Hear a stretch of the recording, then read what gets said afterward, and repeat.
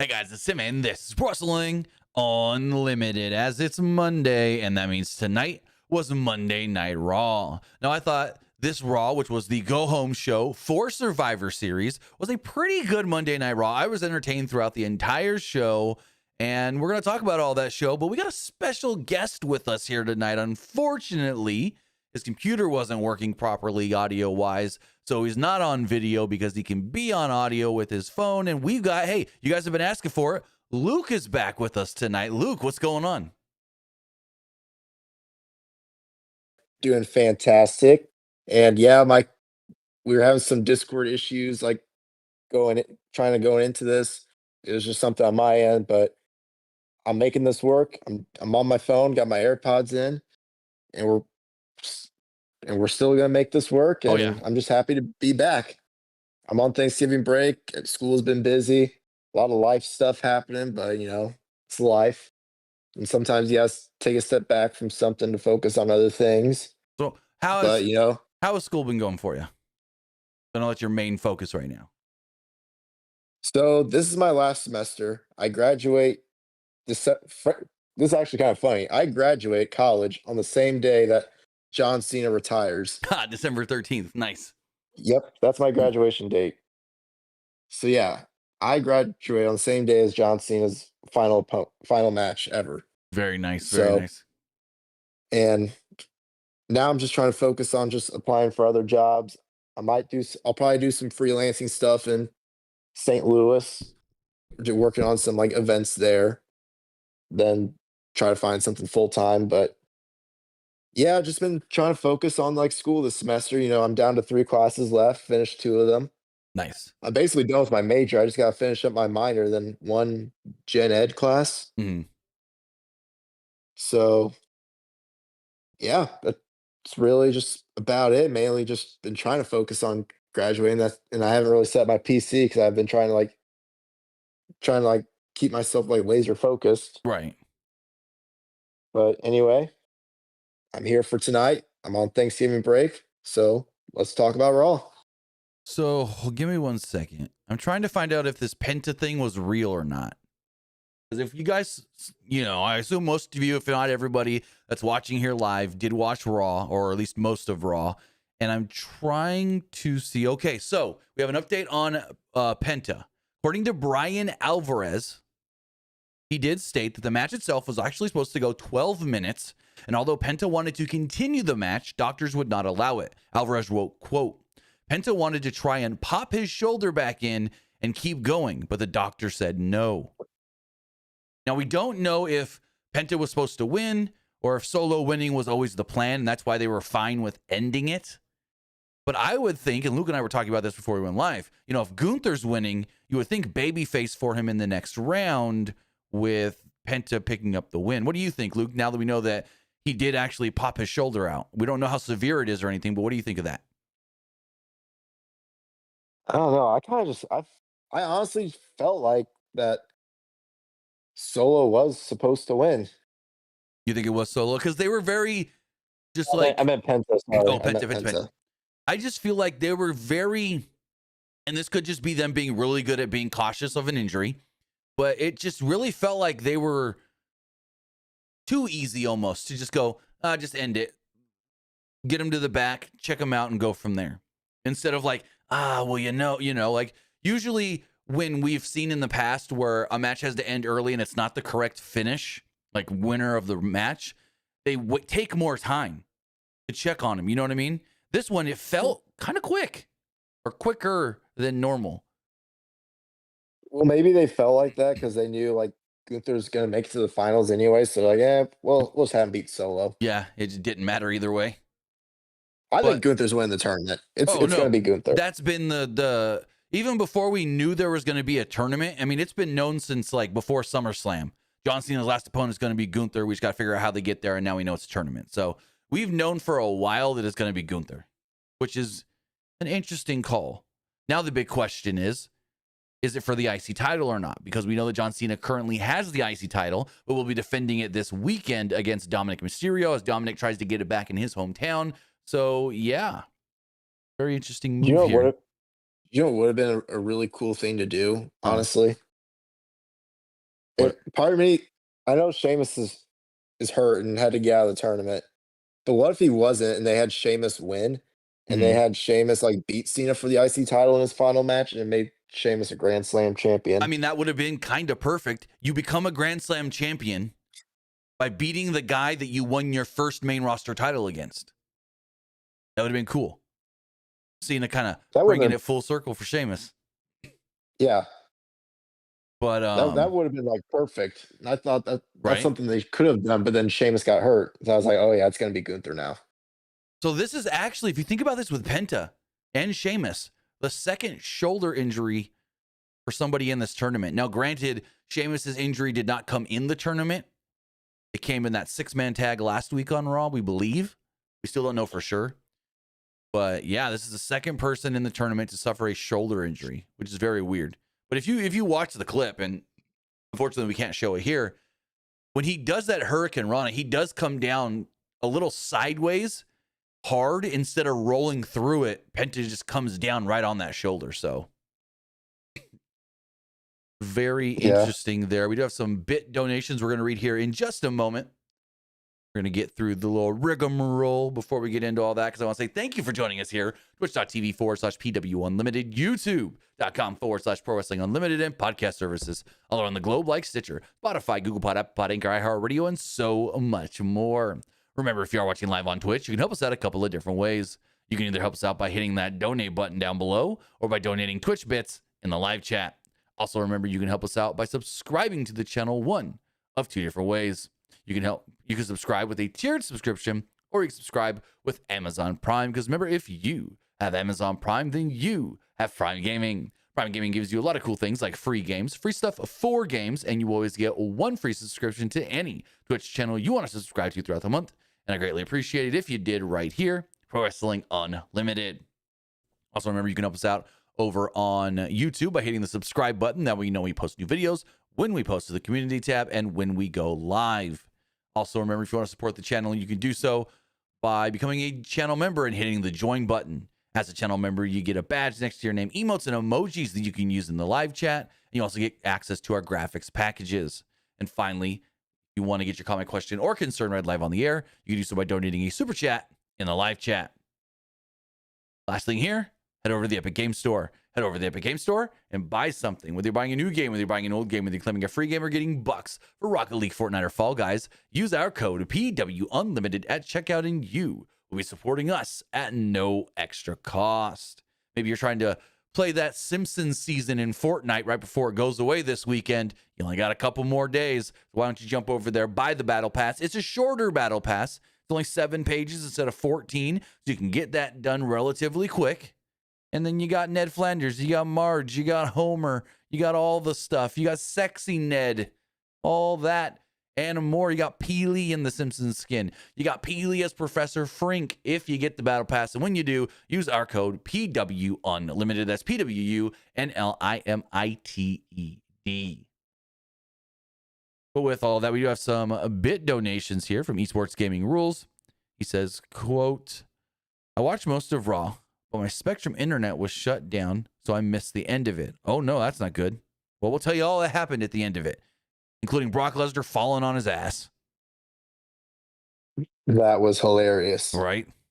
He also says, I saw a report Penta got injured. So what does that mean for the Penta and the Lucha Bros planned reunion at AAA, where I'm going to butcher this, de Titanes 2025. So we don't know.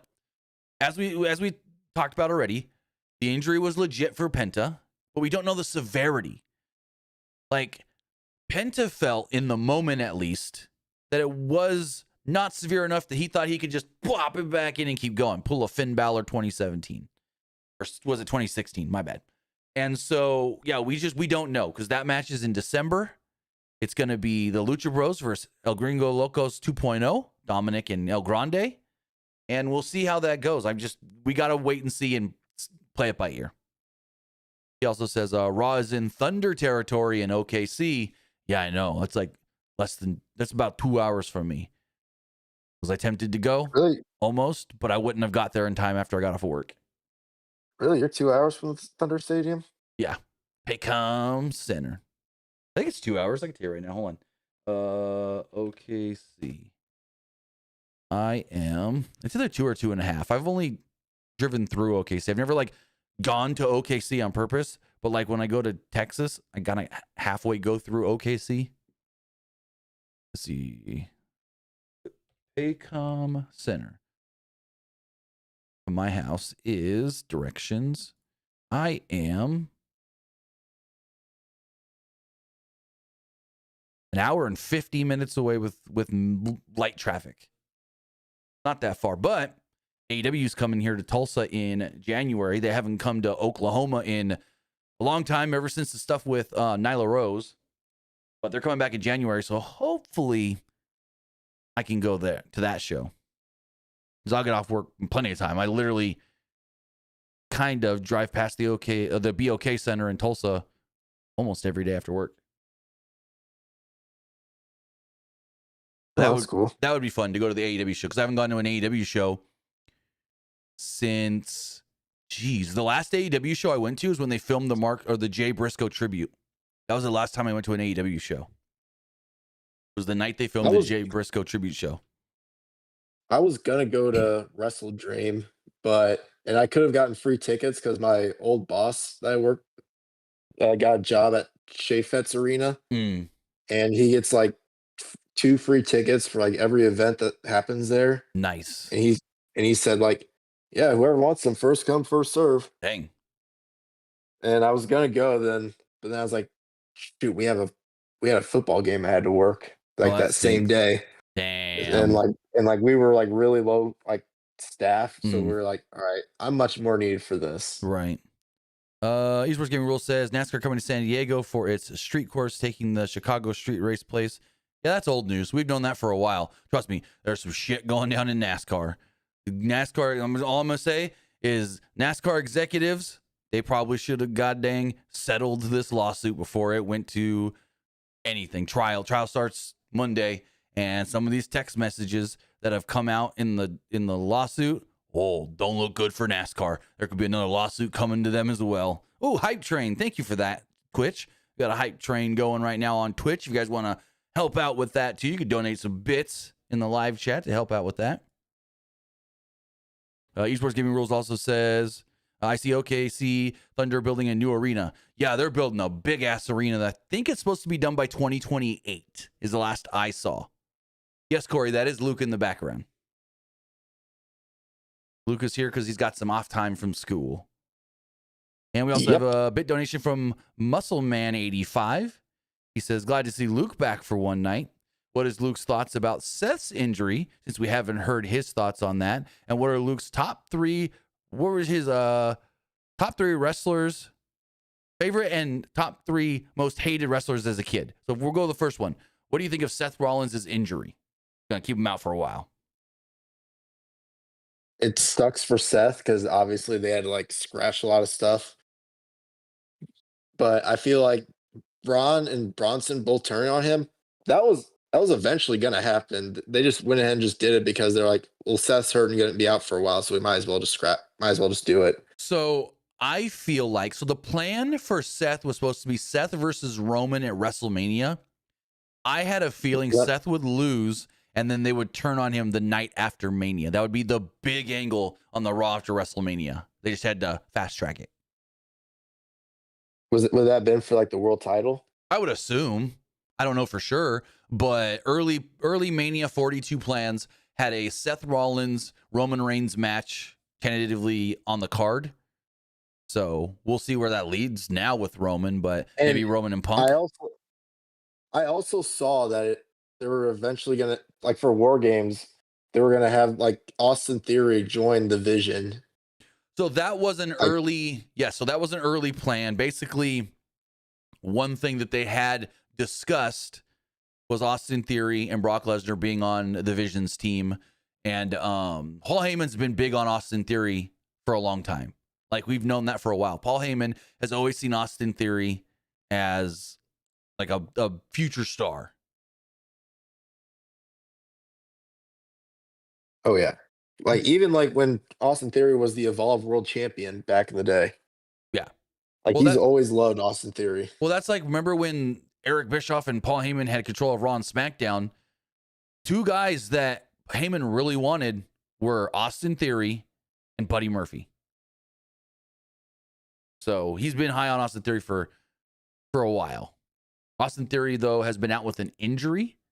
I don't know if I assume he's cleared if they were at least discussing him for War Games. I assume he's cleared. I don't know, though.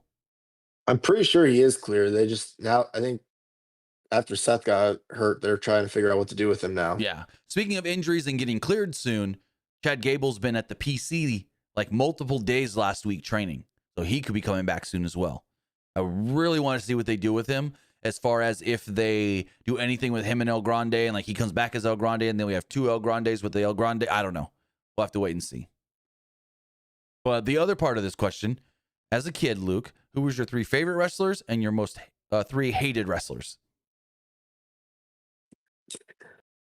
So we'll start with the most liked ones. My favorite ones was easily John Cena. He was the guy that I absolutely loved as a kid. And like that's a pretty easy one for me. Second was Sheamus. I loved Sheamus when I was a kid. Like I used to have this Sheamus like big head when I was a kid, and I brought it to my first ever like wrestling show. It was a Monday Night Raw, and I actually got on TV with that big head. That's cool. And another one, this is gonna be a controversial one, but when I was a kid, I used to love Ryback. Wow. Okay. No, think about it. Like he was like this huge dude, just like picking up two wrestlers at once and just slamming them to the ground. Like you can like it or not, but like Vince actually did a really good job of like building Ryback and pushing him. And like fans actually liked the Feed Me More chant. And that makes sense because that was the thing. Vince, back in the day, always thought that kids would like Ryback, seeing this guy that looks like an action figure. You know, he looks like a toy because he's all jacked out of his gourd. He's super strong. And you're the exact demographic that Vince was trying to push Ryback for. He thought kids would think Ryback was cool because of his look and his strength. Yeah, then Ryback screwed Ryback. Well, we can go on for that forever. But yeah, like Vince actually did a really good job of like pushing Ryback to fans, and fans liked him. Who are three wrestlers you didn't like as a kid?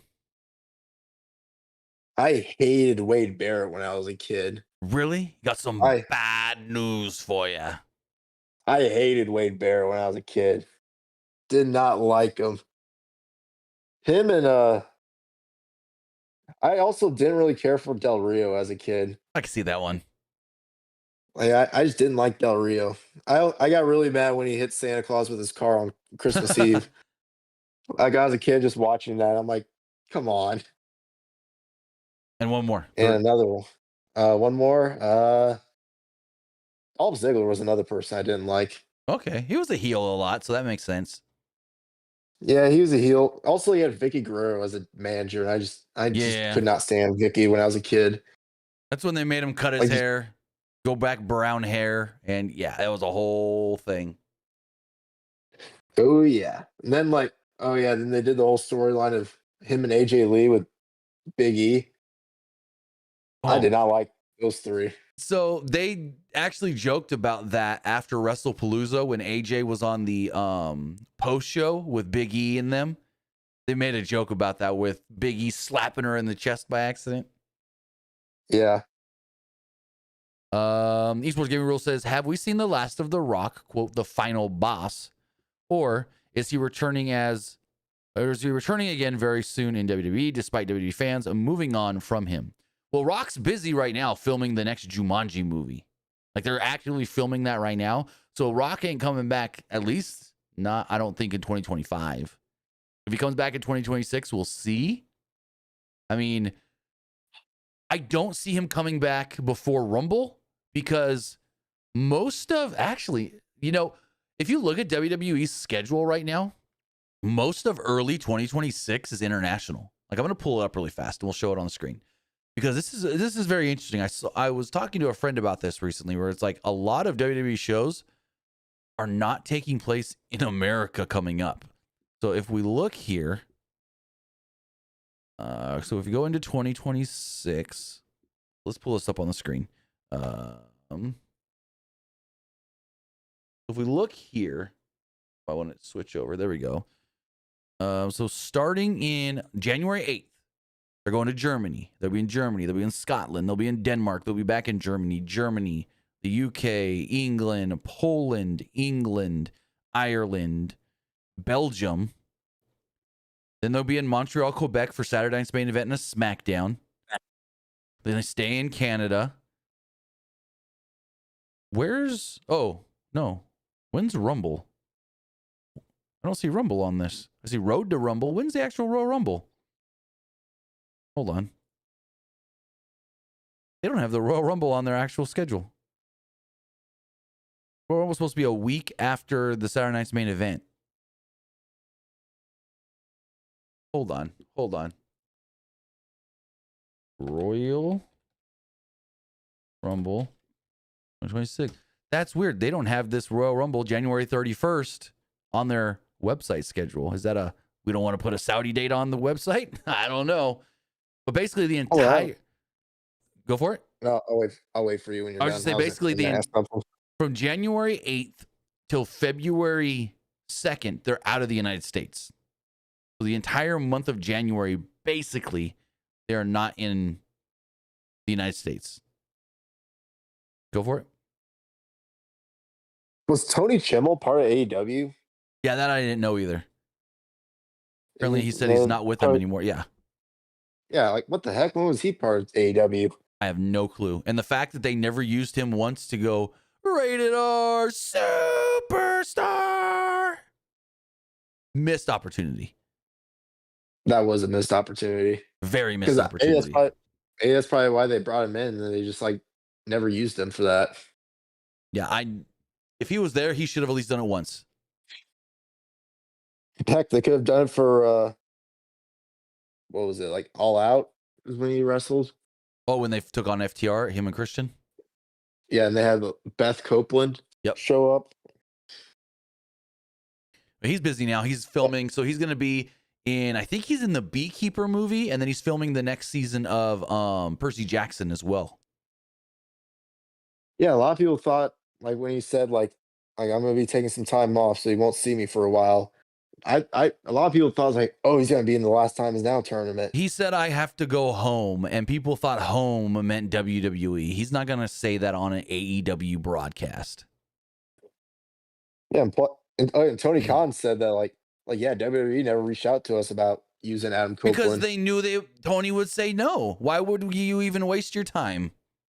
Like they're not going to waste their time. They knew Tony would say no, and like they knew like if he said yes, he was going to ask for too much. Well, they don't even know. I don't even know about that. But because everyone's like Jericho and Edge are going to show up in this tournament. No, they're not. They're never going to show up in this tournament. And any fan that thought that, what are you thinking? Like, it baffles my mind that anybody thought that Jericho or Edge could show up in the John Cena tournament while they're both still under contract to AEW. Now, does Jericho show up in WWE in January? Oh, I believe so. I believe that his time is now to come back to WWE. They use a John Cena pun reference there. I think Jericho he's gonna go for it. He's gonna come back for a year and like do like a retirement tour, kind of. Possibly. The fact that Tony Khan has said two different things here. He has said, I would like to have Jericho back. And then also said last week, I would love for Jericho to come to AEW and have his final match here. Makes me think that he's leaving, that Tony is under the impression that Jericho is not re-signing in January. And so Tony maybe hopes that Jericho goes back to WWE, does whatever he's going to do there, and then maybe comes back to AEW for one final match. Like you said, maybe does a year in WWE and then goes and does a one final match with AEW. Is it possible? Sure. But I think, Jericho going back to WWE, it makes so much sense because what happened with Cody? When Cody was in AEW and the fans started turning on him, he went to WWE and was a megastar. Well, last time we saw Jericho in AEW, fans were turning on him, and not just because he was a heel. Well, I'm pretty sure. Well, Cody, I'd say that one's a little different because I think he always planned on going back to WWE eventually. I mean, not necessarily. He thought he was going to stay in AEW and help build that company and then just, work backstage there when he's retired. He had said that multiple times early on in the formation of AEW that, I'm an executive here. When my days in the ring are over, I hope I can be here helping run this company. Now, he's like, I don't want to be an executive again. He's like, I didn't have a good time doing that job. But he will always say that he respected the job and loved the fact that he got to do it because he now learned more of what his dad did back behind the scenes, and he has a better outlook on the actual overall aspect of the business because he learned so much from doing that. So I think it was tenfold a great thing for him. So there was also a rumor that a rumor where I think Conan said this, that there was an altercation between Britt Baker and Brandy Rhodes, and Tony Khan sided with Britt Baker, and it pissed Cody off. Yeah, Conan likes to just say stuff sometimes, but Cody did state on a podcast earlier this year. It wasn't a wrestling podcast. I can't remember which one it was, but he was just like, I've never said this before, but when you are somewhere that you helped build and we're starting to feel disrespected, that's when you know it might be time to leave. Well, I don't know who he was talking about, whether that was Kenny, whether that was the Bucks, whether that was Tony or somebody else. He basically said he felt like he wasn't being respected behind the scenes, and it was just not the right place for him to be. And as we see now, I mean, him and WWE, it's the perfect fit. John Cena's time is winding down, and he's the literal. I don't think anybody else could have took that John Cena spot as far as being the babyface, being the top guy, doing all the things that the top babyface needs to do. Cody's perfect for that role, and unfortunately, Cody came into that role maybe just a little too old. Because I could have seen Cody doing that for a lot longer, but now what is he? He's about to be, or just turned 40. So who knows how much longer he's really got in that role as the top guy full time. Yeah, Cody's 40, maybe like 2 more years, I would say. I think he said recently that, and there's a lot of wrestlers saying this recently, which makes you think, hot damn, there's a lot of old wrestlers or older wrestlers right now. This current contract I'm on is probably my last. I mean, AJ's doing that. We know for Cena, he's on that. CM Punk is 47 years old, and he's the world champion. Yeah, Jericho's old too, and he's still going. Same with Ron Killings, the R-Truth. Yeah, but none of them are ever going to be world champion again.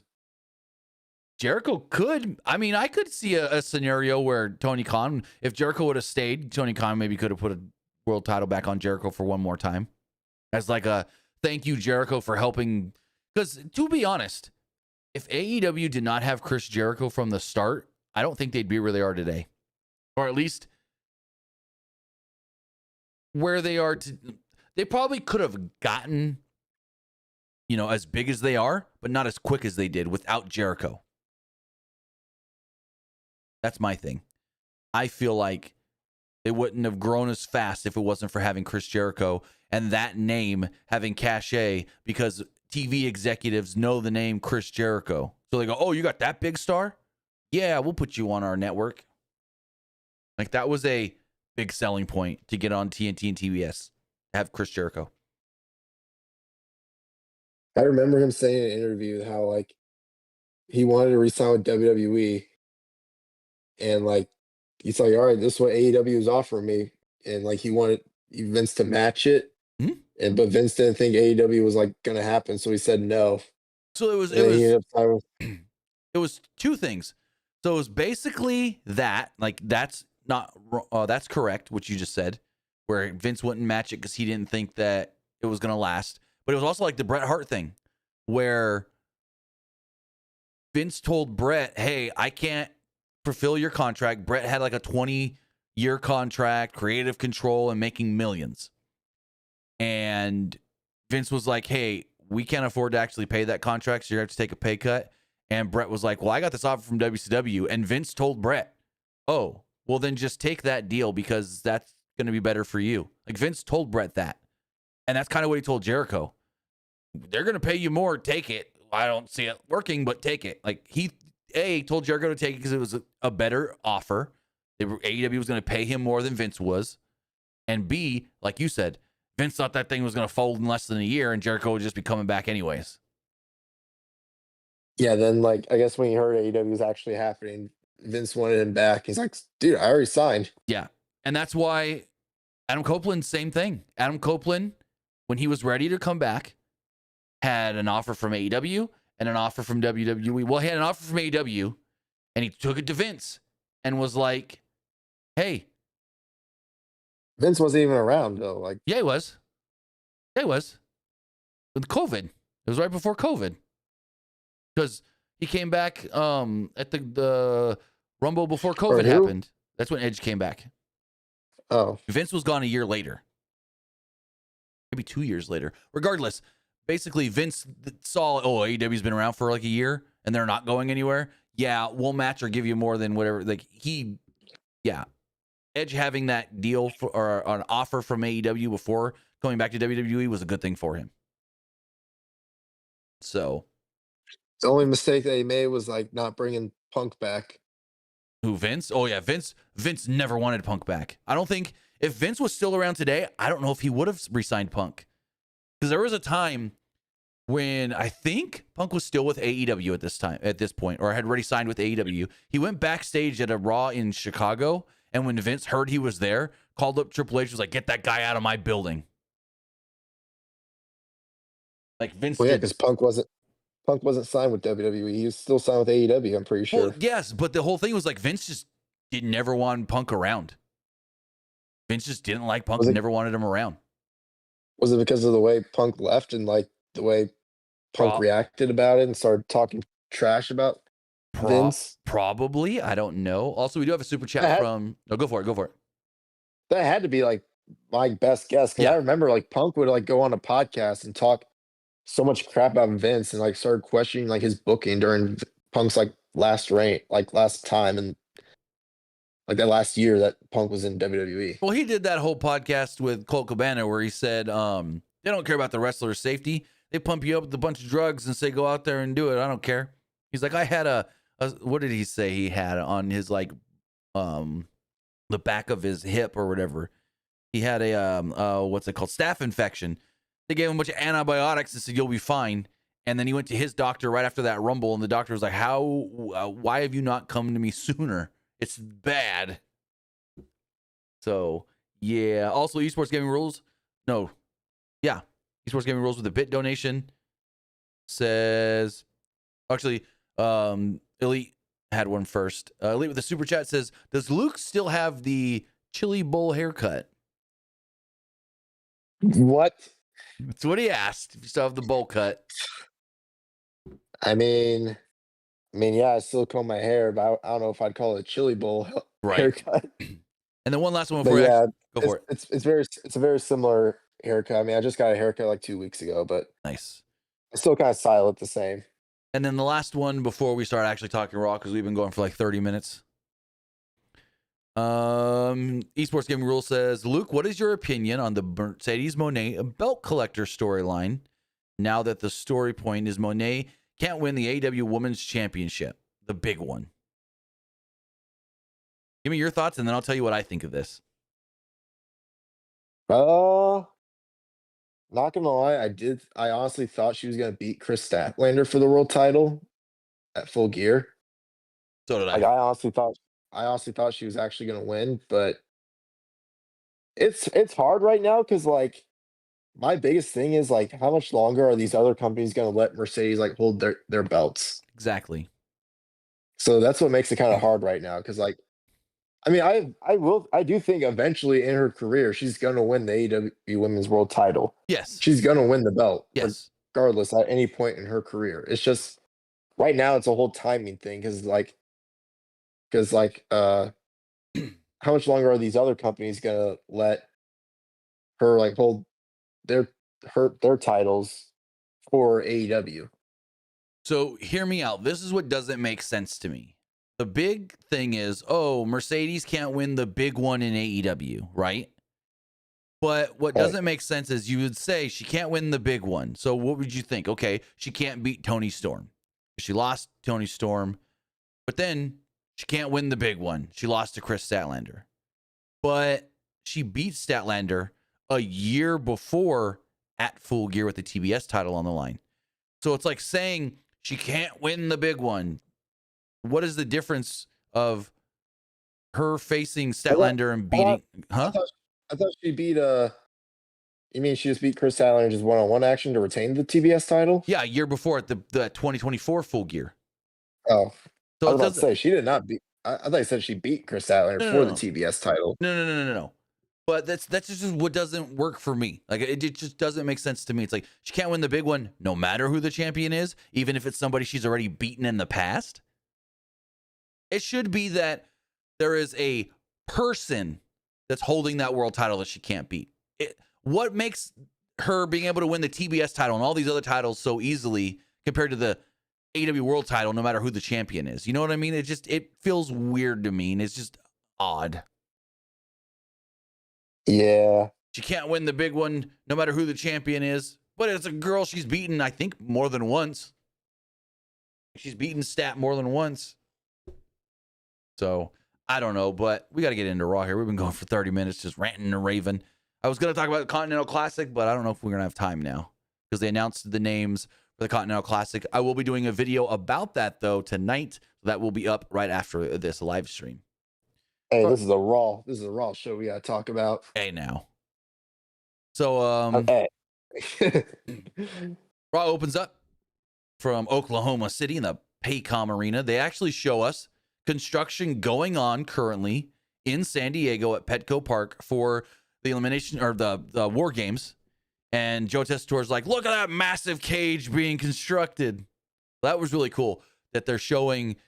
We've seen some videos and stuff of the construction already, because what's really cool in San Diego, and it's also similar in Seattle near their baseball stadium, is there's a bunch of apartments that literally, because I have a friend in Seattle that lives in the apartments that you can literally just look down into the stadium and watch anything. And so same thing in San Diego. There's apartment buildings that are high enough that you can look down right into Petco Park and like just watch the baseball games from your house for free. It's pretty cool. But so people have been posting videos from their balcony of the construction in San Diego for War Games this week in Survivor Series. And so they showed some of that, a little quick shot of it at the open of Raw. I thought it was funny though, because like I said, I have a friend that's in the same situation in Seattle where her apartment overlooks, what's it called? T-Mobile Stadium. I think they've changed the name since, but it might be T-Mobile. I don't know. But where the Mariners play, and she's a big Taylor Swift fan. So when Taylor Swift played that baseball stadium, she literally just sat on her balcony and watched the whole Taylor Swift concert and didn't have to pay for it because she could see in and see it from her apartment. Yes. Well, I want to go back to the Chili Bowl haircut. I do not have a Chili Bowl haircut. It looks different on camera, okay? Because like when I'm wearing the headset, my hair goes down. Right. I actually do style my hair. It does not look like a Chili Bowl. I just looked it up. Hey, I think Chili Bowl, and I think of the dirt race here in Tulsa every January. That's what I think of when I hear Chili Bowl. I'm trying to think of that one singer that has a Chili Bowl haircut. Let's see, what does a Chili Bowl haircut even look like? Chili Bowl haircut. What the? Luke's never had a Chili Bowl haircut. That's what I'm saying. I was like, what the heck? Who do you think he is? Vector from Despicable Me? Victor. Oh, yeah. That's who I was for Halloween. There's a lot of people from my college time that dressed up like Victor. Victor and the Lorax. Nice. There's a lot of, I saw a lot of Loraxes this year, which is weird because it's not like Lorax was something new this year. Like that movie came out a long time ago. I guess it's just a popular Halloween costume. That's right. That's all. I mean, I get it, but I just don't understand why all of a sudden now. But anyways. Probably for the memes. Fonzie said, yeah, T-Mobile Park. That's what I thought. I just didn't know if they had changed it or not since then, because yeah, I don't follow the Mariners. Anyways, Roman Reigns opens up the show. The OTC comes down. He asked OKC to acknowledge me, and they did. They really, really did. Before he could really say anything more, WWE Champion Cody Rhodes would come out and interrupt. Excuse me. Rhodes did the full entrance, and by the time he got in the ring, you know what time it was? It was 8:15 Eastern. They hadn't done shit on this show for 15 minutes, other than Roman saying, "Acknowledge me." That was it. That's all he did in the first 15 minutes of the show. Rhodes wanted to acknowledge the Roman Reigns. He wanted to acknowledge that Roman was a man of his word. The last time Roman gave his word, it was for a match. This time, it was for a war. Rhodes then wondered what was in it for Roman. Roman said that he's been involved in this war longer than anyone, whereas Rhodes was just joining. Also, did you watch SmackDown, Luke? No, I did not. Cody cut probably the greatest promo ever when he talked about war games. Oh my God. When he was like, Paul, you keep building them up and I keep knocking them down. Talking about, he built up Brock Lesnar. Cody beat him twice. He built up Roman Reigns. Cody beat him for the title. But the way Cody was just talking about war games, and then when he said, and me being in war games, well, that's my birthright. I'm like, holy shit, he ain't wrong because his daddy created war games. Like, Cody was messed up because Drew McIntyre beat his ass in his what's it called? Bus. And he comes out later, which granted is a little meh because he should have still been messed up. But him standing on the announce table, cutting that promo, I implore you, if you haven't seen it, go on YouTube and watch it. It's a phenomenal promo. Like, most guys couldn't cut a promo this good. It was one of those fiery passion promos. I've seen the promo. Yeah. And people were like on Twitter were going, holy crap, this is like a great promo. Oh, it's an amazing fiery passion promo. So Roman said he's been involved in this longer than Cody. Cody's just joining now. But they didn't know something about each other, and that's that they didn't play around when it came to family. Half of this team was his family, Roman stated. He said he's been invested in the Usos for a long time, and he was there to see that investment through.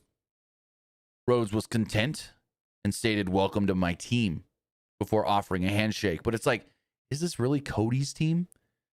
I thought like Punk kind of started the team. I don't know. It's a little weird. Because even when on SmackDown, when Jimmy said that he's going to be on the team, he's like, I talked to Punk and I'm in. So I don't know. Reigns didn't shake his hand, though. They were interrupted with a CM Punk entrance. Punk made his way out to the ring, looked directly in Reigns' face before starting with his usual line of, all that blah, blah, blah, blah. And he said, OKC acknowledge us. Punk admitted that he was stealing Reigns' best stuff, but it was for a good reason. This is an all-star War Games match. It said that he didn't need Reigns or his word because he saved his life at least last year's event. Reigns quickly said that Punk ruined his life just 4 months later, which, yeah, WrestleMania. He said Punk knew that he gave Reigns a reason to stab him in the back, but Punk wasn't worried because that meant that Reigns would be stabbing his own family in the back, and he's not going to do that.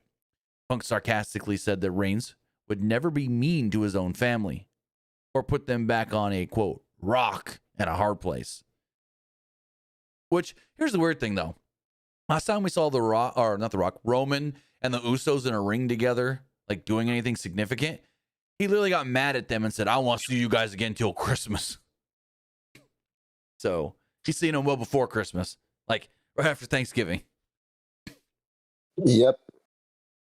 So this just keeps going on. They're bickering back and forth and everything, and it blah, blah, blah, blah, blah. And it kind of gets real long in the tooth, and we're about 35 minutes into this show. Like, it gets long. Reigns then leaves the ring, but not before stating that the title belt will look better on his shoulder than Punk's. Punk asked, he said the belt's going to look better on my shoulder, but didn't state which one. but he was looking at Punk the whole time. Punk then asked, which one were you referring to? And Reigns off camera said that you two can figure that out. So, like we talked about earlier, I think it was supposed to be at WrestleMania next year, Roman and Seth for the world title. I think now they're just slotting Punk into that spot, and it could be Punk and Roman for the world title. What'd you think of all this? I'm sorry. Can you repeat the last part? Oh, I'm just saying that, Roman said, you guys figure out whose title I'm taking. And I think since it's not going to be Punk or Roman and Seth for the title at Mania, I think Punk and Roman for the title could be at WrestleMania. I think it's a very good possibility. Right. So basically, I'm honestly thinking here is I think maybe what if the Royal Rumble it's Roman winning. Well, that's what I'm thinking. Roman could win the Rumble. It's not out of the possibility. I think it's a good possibility, actually. And maybe even he eliminates Braun Breaker or something at the end.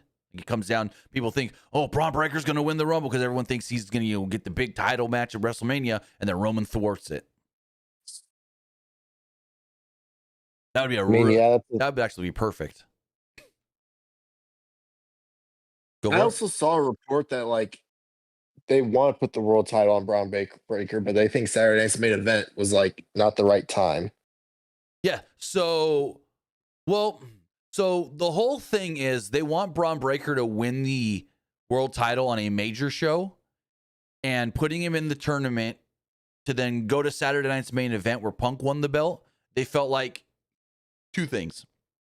Saturday night's main event was too soon and not a big enough show to crown Braun Breaker the guy. And B, if they didn't want to crown him the guy, but they still put him in the tournament, they would have to beat him, and they don't want to beat him in a singles match right now. They want to keep him strong. So that's the whole thing there. But I think whether that's at a SummerSlam or WrestleMania, a Rumble event, I think Braun Breaker wins the title on a major show either next year or the year after, whether that's 2026 or 2027. By SummerSlam 2027, Braun Breaker will, hear me out. By SummerSlam 2027, Braun Breaker will be a world champion. You mean 2026, you mean? Well, if they do it in 2026, possibly 2026, but they could also wait one more year. I think it might be. Joe, I think good. Hear me out on this. Go for it. What if they have Braun Breaker enter Money in the Bank of 2026, wins the briefcase, and cashes in at SummerSlam 2026? What if he cashed in on Roman? Not a bad idea, actually. But do you really want to see a similar thing to Seth Rollins, though, where, this guy that, was with Seth Rollins and Paul Heyman and all that, if he's still with Heyman at the time, wins Money in the Bank and then cashes it in at SummerSlam with Paul Heyman at his, it'd be too similar to Seth Rollins. He could do the whole thing as I'm doing what Seth Rollins did, but I'm doing it better. Maybe, yeah. Or, hear me out. They want to stretch this out even longer. He does that just like you said. I'm going to do it better than Seth, blah, blah, blah. But then Seth costs him and he fails his cash-in. I could honestly see that. Just for some reason, I don't see Braun Breaker as a guy carrying around the briefcase. I just don't see him as a guy with the briefcase. You think he would do it the same night then as he won it? No, I just don't. I just don't see him winning Money in the Bank and then being a Mr. Money in the Bank with the briefcase. I see him as a guy winning the Rumble or winning Elimination Chamber or winning something to earn a world, maybe winning King of the Ring and then getting a world title shot at SummerSlam or something. I mean, if he won the briefcase, they could have Paul Heyman carry it for him. True. He did for Seth, so yeah. I mean, they got a lot of possibilities with the Braun Breaker, but he's the next big guy. He's the next one. Speaking of next big thing, you see Braun Breaker get mad at Brock at the end of the show? Or at least it looked like he got mad at Brock when Brock screwed with him.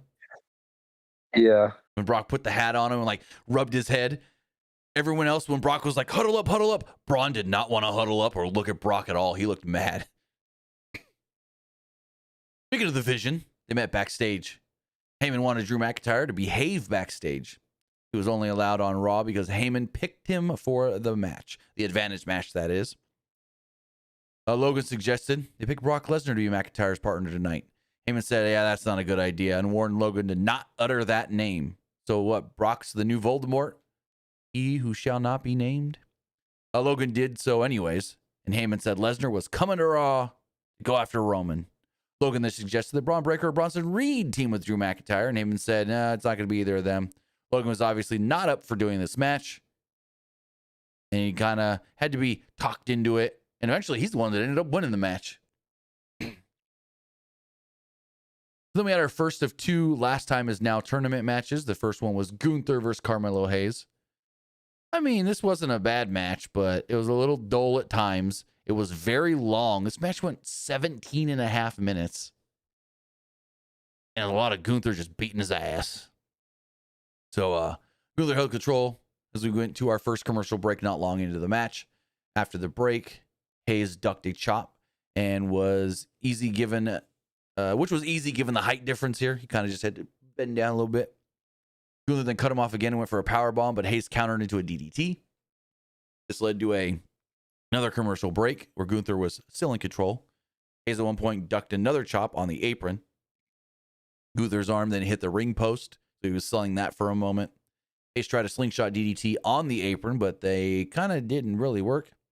Hayes then follows up with a flip dive and a backdrop, backdropped Gunther into the timekeeper's area. Gunther wasn't about to let Hayes get a count-out win, though, so he dumped Hayes into the timekeeper's area next. Hayes quickly re-emerged on the top of the barricade and dropped Gunther with a leaping DDT. A little bit later in the match, Hayes went for a nothing but net, but Gunther dodged it and clobbered him with a clothesline and a powerbomb for a near fall. Gunther applied a sleeper, but Hayes fought to his feet. It really wasn't much, though. He got to his feet. Gunther powerbombed him, dropped him, and pinned him 1, 2, 3. So Gunther advances in the Last Time Is Now tournament. What'd you think of the match? I thought the match is pretty good. Like once I saw that this match was happening, I was like, oh crap! Like Gunther versus Carmelo Hayes, that's gonna be a banger. I don't The know if match I would should- call it was a good match. I would say that there were times where it kind of dragged because it did go, like I said, 17 and a half minutes. I wouldn't call it a banger in my opinion, but hey, everyone's entitled to their own opinion. That was a good match. I mean, I wouldn't say it was like absolutely fantastic. I mean, Right. I had a lot of high expectations going into this match. So I thought it would have been like a really good match. I mean, it wasn't like great or anything, but it Right. was still good. So in the back, Roman Reigns, Cody Rhodes, and CM Punk are talking when the Usos show up, and they're like, "Hey, what the heck's going on? You guys can do things without us? You know, we got an advantage tag team match, and who's the best tag team in WWE? Well, it's the Usos who've been around forever, so we're on the same page. You guys can't get on the same page. We gonna win the advantage match." Yeet. They left. Reigns asked Punk and Rhodes, "Who's the team leader here?" And then said that they need to fix this stuff. And they left. Roman's like, "I'm just here to fight some guys and beat some ass. You guys are in charge." Basically what he said. Get your team under control. Yep. So then we get this goddamn Dominic Mysterio segment. Holy crap. Dom enters the ring, and of course he gets booed. Because we're in America. If this was in Mexico, he'd be cheered wildly more than John Cena probably, which is so weird. Have you seen some of this stuff from Dom in AAA in Mexico? No, I haven't. They treat him like he's the biggest babyface in the world in Mexico. Really? Him and El Grande Americano. But more Dom. When Chad Dom, Go for it. Go for it. sorry. The thing with El Grande, I feel like when Chad Gable returns, they're gonna like hate Chad Gable even more. Yeah, I don't know how that's going to go. But literally, like, Dominic Mysterio in Mexico, they treat him like the Mexican John Cena. Like, as much as people cheer and go wild for John Cena, they do that for Dom in Mexico whenever he works a AAA show. It's wild because he's supposed to be a heel. He does heel things. He's the heel. He works as a heel, everything. But they treat him like he's a babyface. Like his dad, but maybe even bigger. But Dom comes out here. He talks about how he's going to win back the Intercontinental Championship and continue the legacy of being the greatest Mysterio of all time. Dom says it doesn't matter if the fans cheer for Cena or not, because he wasn't even here tonight. All of a sudden, Cena's music hits and the crowd goes wild. And my first thought was, it's a swerve. No one's going to come out, and then Dom's going to laugh and say, oh, I got you, ha, ha, ha, ha, ha. Because we know that John's only got limited amount of dates, and he's only got 2 dates left. They're not going to have John Cena just randomly show up on an unannounced date. That would be... They already announced. Go for it. Sorry, but they already announced all of John Cena's dates. Do you Right. think they're gonna have him show up unexpected? No, because that's money lost. Where if John Cena was going to be on a show, you're going to announce that right now because you're going to sell more tickets. Because I think the show was a near sellout, but I don't think it was a full sellout. Regardless, I knew Cena wasn't coming out. It was very obvious. The crowd thought he was going to come out, and I get it, because you have that gut reaction without thinking. Cena's music hits, and all of a sudden you just go crazy. Oh my God. You don't think, you just react. But we didn't see John Cena. Instead, we saw John Wiener. We saw a little John. The thing that cracked me up the most, they had his own camera guy called Stu. Little Stu, because John's got his Stu. And Big Stu was there too. Yeah, they had Stu actually film the whole thing and have his whole reaction. Yeah. He looked upset. This was great. Cena's music hits, the crowd explodes, but it ain't actually John. And they wait forever before they send this guy out. And he comes out. And like you said, he's got his own cameraman. And so he tries to do the thing where John Cena jumps and slides right into the ring, but he's too short. And he struggles. So then he just ran around and used steps. Nah, the whole Stu thing just that was great. The most. I did not I saw the little guy come out and I was like, oh, this is funny. This is cool. Then when I saw he had his own cameraman, over the top. It was great. Whoever's idea that was, give him a bonus. I want to meet Stu someday. Try to give him my resume. That'd be cool. Where was I? So Dom talked to him like he was the real John Cena and threatened to drop him at Survivor Series. Fake Cena called him the worst Mysterio of all time. Dom was caught off guard and whispered something in the guy's ear. The fake Cena then told Dom that if he wouldn't fight him tonight, then he could come get some at Survivor Series. Dom then booted the fake Cena to the ground, hit him with a 5-knuckle shuffle, 619, and a frog splash. That's an old Daddy Ray would make his way down. Rey Mysterio would run down. He would try to go after Dom. Dom bailed. JD McDonough's music hit. And then we got Ray versus JD McDonough. This was interesting. This was entertaining and very unexpected. What did you think? I mean, it's basic comedy, but done really well. Yes. I mean, go for it. The Stu thing, I thought just added a lot more to it. I was like, yeah, whoever came up with that idea, give this person a raise. I mean, in the funny part where they actually had Stu holding his camera. Yep. And just watching it all, and just like he looked so disgusted. I mean, I saw some people say, "Oh, it's 2025. We can't be doing the little person gimmick, make fun of the regular person thing anymore." It still worked. It still worked. I thought it was funny. So did I. I'll say with full confidence, I thought it was funny. Yeah, me too. It's like back in the day when we had Mini Booker and Mini Dust. We had Gilbert was. Do you remember the little person Royal Rumble that they did, or is the little person Battle Royal that they did with they had Hornswoggle, little Mr. Kennedy, little Kane. Who else do they have? I don't remember, but I vaguely know. I know what you're talking about. I just don't really remember it. Or the WLC. Well, that's where I was getting at next. WLC. Great. WLC was actually really good. Where they had the little man commentary. Yeah, WeBL. Yep. Who else do they have? Micro Cole. Yeah.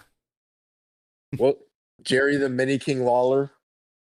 Great stuff. Great stuff. I mean, using the little people, it never gets old.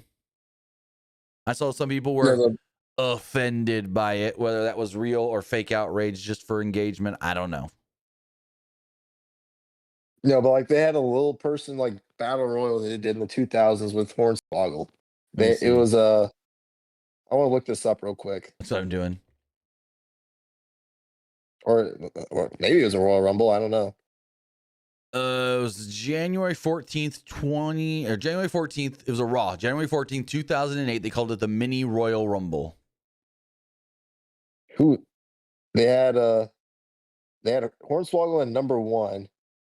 They had I know they had Mr. Kennedy. John Cena? They had many versions of John Cena, Mini Batista, Mini Kane, and Mini Khali. I'm trying to see. I see the video here. They have it on their YouTube. Oh, that's not WWE's YouTube. Never mind. That's just a random. Someone reposted it. Wait, is that? Hold on. Okay, I'm going to go through this really fast with no audio. So, a mini Mr. Kennedy. And a mini Batista. With full entrance. Then we had a mini Khali, like you said. No, real Khali. Oh, they had real Khali? Real Khali with Rajan Singh. No, because I remember during that time they had Khali feuding with Finley. And that's when Hornswoggle was with Finley. Yeah. No, real Khali came down.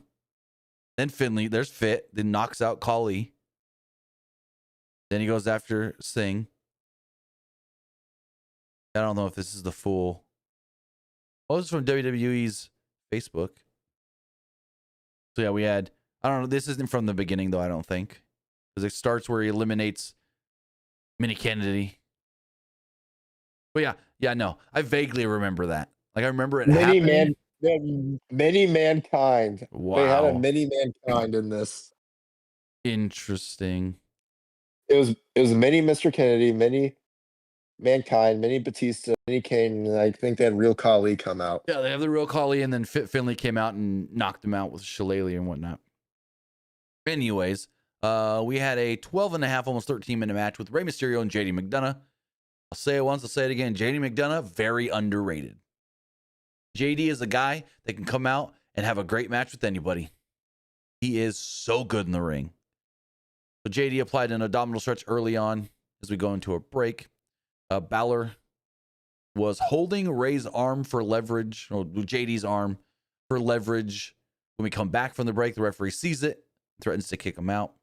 But instead of kicking him out, he just yells at him. Ray then made his comeback, went for a 619, but McDonough caught him with a Spanish fly for a 2. Ray responded with a code red for a 2.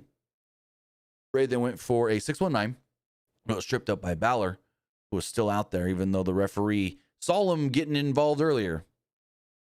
Ray then went after Balor as the referee yelled at Balor some more, but still didn't kick him out. McDonough tried to go for a cheap shot, but Ray dropped him into Balor, knocking him off the apron. Ray followed this up with a 619 and a springboard splash to pick up the victory. Rey Mysterio does end up beating JD McDonough. Balor tried attacking Ray afterwards, and Ray avoided it and left. It was a fine 12-minute match. Yeah. Also, that JD McDonough versus Ilya Dragunov, that was a pretty good match last Friday. Oh, yeah. Dragunov having great matches in this U.S. title open challenge.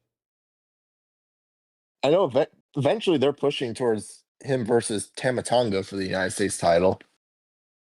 Yeah. I don't know. And don't know when they're going to do that. They keep doing a thing where Ciampa wants the shot, and then Dragunov won't give it to him, which is weird. Yeah. We got honestly, go for it. Know. Here's my whole thing with Dragunov being U.S. champion, which I don't have a problem with it, but my only problem is they're just doing random open challenges, title defense after title defense after title defense. Well, that's the point. It's like when John Cena did the open challenge. It was random people every week getting an opportunity, showcasing guys that you see sometimes, but you don't see in big profile matches. True. It was basically like when Cody was doing the TNT title open challenge in AEW. You're focusing Yeah, on but at least guy. Go for it. but when Cody was doing it in AEW, he was like actually like facing guys who would potentially get signed, like Right. Ricky Saints, Eddie Kingston. Oh, we got a super chat from Donald. He says Triple H needs for not Judgment Day girls fight and firing Liv Morgan. Thank you for the super chat, but I don't understand the question or the comment. Yeah, I do not understand that. Again, he says Triple H needs for not Judgment Day's girls fight and firing Liv Morgan. Well, Liv Morgan was not fired. She's injured. Could be back soon. And I mean, Raquel and Roxanne, honestly, I'm going to say it right now, and fans may not want to hear this. Raquel and Roxanne are a better pairing than Raquel and Liv. I'm just going to say it right now. I think Raquel and Roxanne together are better than Raquel and Liv.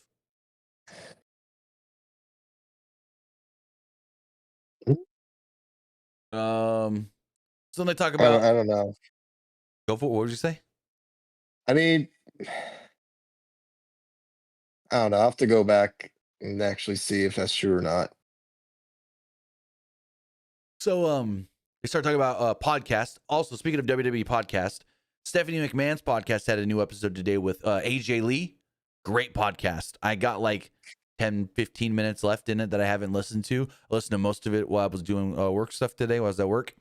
But yeah, great podcast with Stephanie and AJ. And so have you seen Stephanie's McMahon's podcast at all? No, I have not. Okay, so it's Stephanie McMahon. They bring a guest on every week, and she's got this co-host who I guess is her friend that used to work for WWE, like in a high-profile spot. And last week at MSG, did you watch last week's Raw? No, I didn't. Okay, so last week at MSG, they show Stephanie in the crowd, right?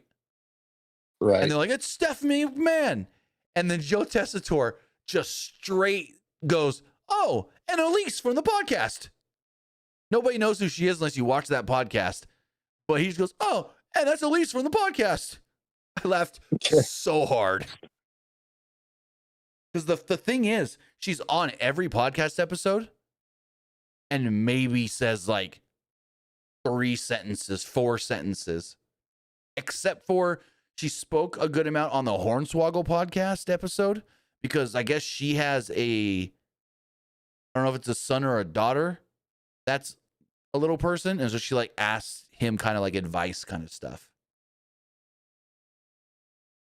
But other than that, you rarely, if ever, hear her talk on the podcast.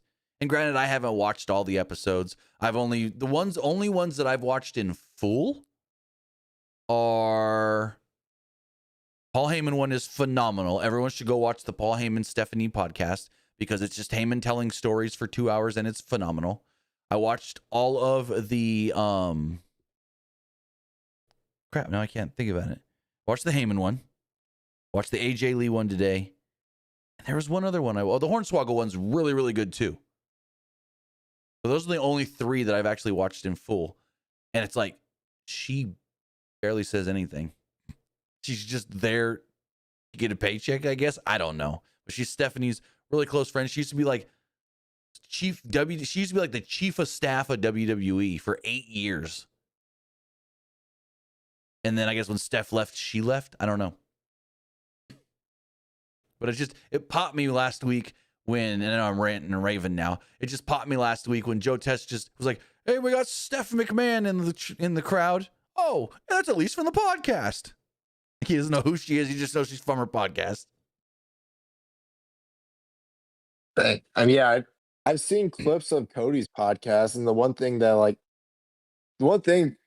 clip from the podcast that really like got people's attention when it was the one where with Becky. They were talking about the watch. That was a good one. I watched the whole Becky one. I've seen most of Cody's podcasts. Who was his guest this week that he did? So I was about to get to that. That's why I brought up the Stephanie podcast. But anyways, so they said that this week Cody's guest is going to be Timothée Chalamet. And if you look at him, he looks different than we normally see him. because his head's kind of shaved, because that's his new look for the new Dune movie. Oh, Paul Atreides is a new look in Dune 3, Dune Messiah. I can't fucking wait for that movie. Dune 1 and 2 are so good. And Dune Messiah, if you know the story, I've never read the story of Dune Messiah, but I got a friend that has, and he basically caught me up on everything. Holy crap, this movie's supposed to be nuts. If it's true to the book, Dune Messiah is going to be wild. But yeah, that's Timothy Chalamet. Same guy that played the young Willy Wonka in Wonka. Oh, it's that guy? Yeah. The main guy from Dune. Oh, He's the main character in Dune, and he's Wonka. he looks completely different. Yeah, because he shaved his head. Dune movie I am looking forward to seeing, and I know it's probably gonna be another year before we see it. What? Avengers Doomsday. Oh, you know we're getting a trailer for it, right? When? So the rumor is, we don't know 100%, but the rumor is that the first trailer will drop with Avatar Fire and Ash in December. So, you know what that means, right? Probably see the characters. Well, no. Yes, but a lot of people are going to go see the next Avatar movie that don't even care about Avatar because they want to see the trailer in theaters because there's actually a rumor that we could, I don't think it's true, but there is a rumor we can get both the Doomsday and the Spider-Man Brand New Day trailer with Avatar. I don't know if they should drop them both together like that. Maybe save one for Super Bowl. Maybe like save Spider-Man for Super Bowl. But it's I would say Avengers Doomsday for Super Bowl. I feel like that's a much bigger movie than what I would do. Well, no, because if you think about it, like Spider-Man comes out in July. When Deadpool and Wolverine came out last year in July, they dropped that trailer at Super Bowl. And that was like the biggest Marvel movie of the year. So, I mean, I think it's better to do the Doomsday trailer in theaters, drop it in theaters where it's like you got to go experience this trailer in theaters because it's going to be that epic. And then it's like, yeah, everyone can go see the Spider-Man trailer with the Super Bowl, watch it online. It's going to be cool as well. I'm interested in both those movies though, because I just love Spider-Man, and I'm very, very interested in what the hell this Doomsday movie is going to be. Spider-Man's not even supposed to be in Avengers Doomsday. Well, I mean, you want to go down this rabbit hole? Tom Holland as Spider-Man is not going to be in Doomsday. But you want to know the rumor? Or you want a possible spoiler? We'll probably get like a different, like Peter Parker, like Tobey Maguire or Andrew Garfield. Tobey Maguire is rumored to be Spider-Man in Doomsday. I really want Tom Holland in this movie though, because what if they did a whole thing of like, have you seen like those like AI videos that people have been making of the cast? Of the cast, and like just they made one of Tom Holland as Peter, and they had like Dr. Doom remove his mask, and it was like Tony Stark, and he's like, no, it can't be. And I think we get that in Secret Wars, not Doomsday. I think they do whatever they're doing with Spider-Man in Spider-Man Brand New Day, and then Tom Holland ends up in Secret Wars in 2027, which we also know we don't, and I know I'm going off, I could talk about Marvel movies for days. So we know that Sadie Sink is playing a mystery character in Brand New Day. If you don't know who Sadie Sink is, she's a redhead from Stranger Things. Sadie Sink is playing a mystery character in Brand New Day. Well, last week it came out that Sadie Sink is also going to be in Secret Wars in 2027. So she's playing a significant enough character in Spider-Man Brand New Day that is going to have some sort of a role in Secret Wars. So I think her and Tom Holland go from Brand New Day, not to Doomsday, but to Secret Wars a year later.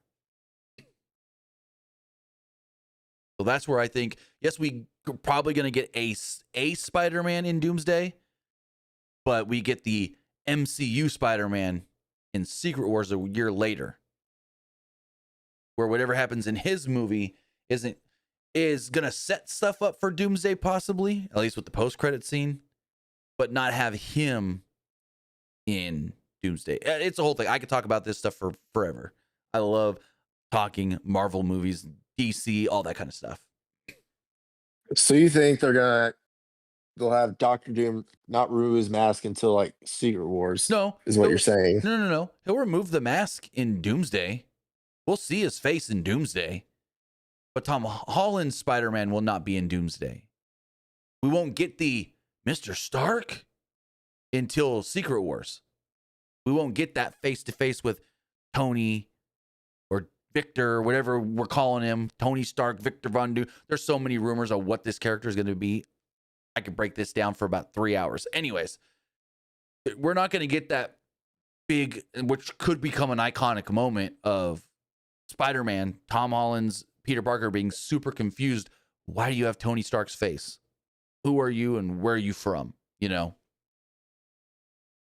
I think that's going to be a big pivotal moment in Secret Wars where we actually see people kind of say, whoa, that guy looks like Tony Stark, but we don't have anybody that's got a super emotional connection to him until Secret Wars and Peter in that movie. So it's a whole thing. Again, like I said, I can theorize and talk about these rumors and stuff forever. But yeah, Brand New Day is supposed to be really good too, because we're getting so many characters in this movie. Of course, you got Spider-Man. Then you've got Scorpions coming back. You've got Mark Ruffalo as the Hulk, which could be Savage Hulk, not Smart Hulk. Then we got John Berthal coming in as Punisher. We also learned this week that Punisher will not be in season 2 of Daredevil, which is interesting. Then we got someone's playing Tombstone. We've got Sadie Sink playing whatever mystery character she's going to be, whether that is Jean Grey, what some people think it could be, but I doubt. Maybe she's Carly Hooper. Maybe she's Gwen Stacy. Maybe. She's Mayday Parker. Tobey Maguire's Spider-Man. Tobey Maguire's Peter Parker's daughter. Because if you know, you know. In the Brand New Day storyline, a multiverse Peter Parker's daughter shows up. That's a whole thing. So could Sadie Sink be playing Peter's daughter and helping a different version of her dad in Brand New Day? I don't know. This just became a Marvel podcast. A Marvel preview cast. There you go. Like I said, I could talk about this stuff for hours. I love talking and theorizing. You know, here's what we know from different comics. Here's what we could be getting in these movies. I should just start a whole other channel with that stuff. I mean, the biggest thing in Brand New Day is will MJ finally remember Peter, and maybe Venom also might be in it. I've seen that new rumor over the last week or so. People were like, there's teases from the filming and the set that we could be getting Peter in the black suit and Venom and blah, blah, blah. I don't know if I want to see that, if I'm being completely honest. You don't want to see Venom in Brand New Day? No, not really. With all the other characters we're already getting, we've got Scorpion, we've got Punisher, we've got Hulk, we've got Tombstone. We might be getting Mr. Negative. I don't think we need anybody else. And I hope it's Mr. Negative. Mr. Negative is a hell of a character. Hell of a bad guy. I don't think I remember Mr. Negative. Did you play the 2018 Spider-Man game on PlayStation? Like for PS2? No, for PS4. Oh, no. Oh, well, Mr. Negative is the bad guy in that. He's the guy, he's like an Asian guy. He wears a white suit, but then like he can like turn his body black or whatever. But so there's a rumor that there's a big bad in Brand New Day that can control people. Mr. Negative can control people. So he's a fairly-ish newer kind of character, but fits with the Brand New Day story and everything. So is this supposed to be like Peter has to find Mr. Negative to like control maybe MJ to like remember him? No, I think what happens is, and again, this is just me speculating. I think Mr. Negative somehow starts controlling Hulk, and that's why we end up getting Savage Hulk instead of Smart Hulk. I think that's something that can happen. That'd be interesting. But then also, all the Hulk stuff can be in the first part of the movie, and they just get it out of the way. But we do know from set photos that Mark Ruffalo's Bruce Banner gets messed up in this movie because we've seen there's a scene that they filmed where Bruce Banner is being loaded into an ambulance and his face is all like cut up and like he's been in a fight. So I don't know what part of the movie that is, who he was fighting, whether that's Spider-Man or Punisher. I don't know. But yeah, something happens where Bruce Banner has to be taken to the hospital in an ambulance and his face is all messed up. Sorry if I just gave away a spoiler. But that's from set photos. Anyways, I don't know how we got there from talking Timothy Chalamet on Cody Rhodes' podcast this week. Like, I guess we were. Well, sorry. I guess we were like. I think I brought it up because we said Doom. I was like, that made me feel. You think Avengers Doomsday? Well, yeah, because we were talking about Timothy Chalamet, and then you were like, "Who is he?" And then I told you he was Wonka and was in Dune, and then you said you're looking forward to Doomsday, and that's when, yeah, it started ranting. Anywho, Raquel Rodriguez spoke with Adam Pearce backstage. She was mad that Nikki Bella is getting a title match before her, even though she's technically, beating the champ and whatnot. And Pearce was like, you know what? Yeah, you're right. You'll get a title shot in the future. New Day then show up, and they're all hemming and hawing. And Pearce is like, hey, calm yourself. AJ and Dragon Lee, they want to defend their titles and said, you guys can have a shot next week. And they're like, oh, us? Really? You mean it? Yeah, okay. So next week, AJ Styles and Dragon Lee will be defending the tag titles against the New Day. We then see Brock Lesnar walking in the building. Something about to go down. You know what's about to go down? This man, right on his ass when his pyro goes off. We then get a long, dragged out, not that great Women's War Games segment. So Becky comes down. Yeah. Becky comes down to the ring. They go to commercial. Everybody else comes down to the ring. We come back from commercial, and Asuka is shaking her ass in the aisleway. No joke. Asuka's over there shaking her ass. She starts twerking on Kyrie. They get in the ring. Lash Legend and Nia Jax are in the ring. What were you going to say? Who do you think wins this Women's War Games match? Because I think it's going to be the baby faces. So do I. I think AJ Lee actually pins Becky. Out of all the Women's War Games matches we see on the main roster, has a heel women's team ever won? Damn, that's a good question. I don't know. No, I don't think so. Damage Control never won. The team Liv, they didn't win last year. Yeah, no, I don't think the heels have ever won for the women. Yeah, because the first two was Damage Control. Mm-hmm. The third one was a Team Ripley versus Team Liv, and Team Ripley won. And this year, it's going to be the baby faces. Yeah, I'm pretty sure. But Becky Lynch called last week an injustice in her losing her title. She said she's speaking to lawyers about getting that overturned because of the stupid referee, Jessica Carr. She said that the company would also be better off when she gets rid of AJ Lee once and for all.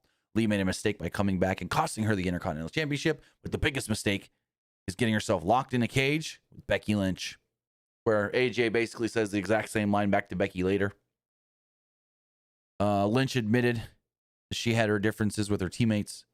She put her arms around Asuka and was like, yeah, we fought before. I beat you 9 times out of 10, but we still fought before, and it was great. And then she looks at Kyrie and was like, Asuka, do the thing. Asuka, do the thing. And Asuka's like, oh, no, Kyrie. And then Kyrie kind of jumps back or whatever, and Becky goes, I saved your life. But I don't know, when did she save Kyrie's life? I have no clue. Yeah, I didn't get that part. She told Kyrie, I saved your life. She then went over to Naya, and she's like, Naya, you're strong. And she's like, starts feeling Naya's arms. She goes, but I'm stronger. But you're the only woman that's ever messed up my face. Well, that's a thing. And I think Nia Jax, as far as like all the women in WWE, has some of the best facial expressions of anybody.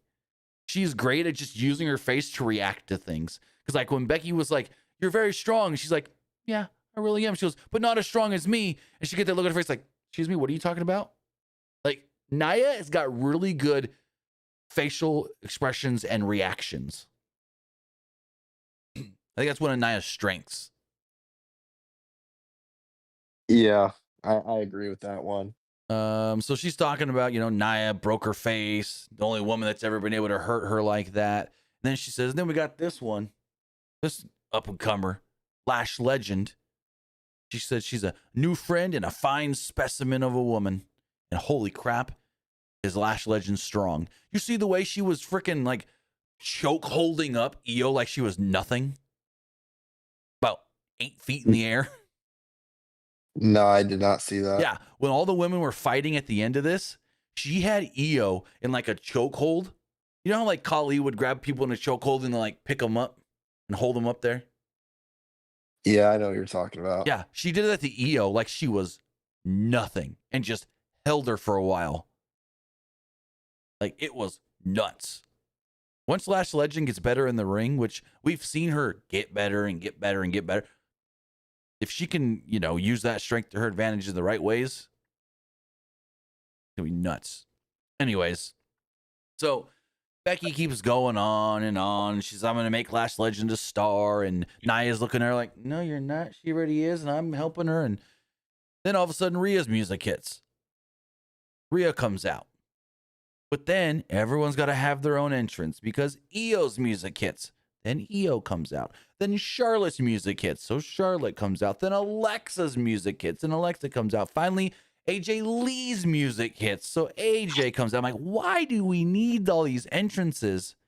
And why are we sitting here waiting another 5 to 8 minutes for all of this? It's no.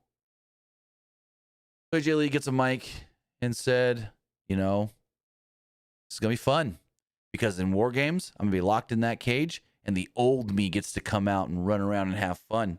And I'm going to tear your face off talking to Becky. Then she tried to say something about therapy is good.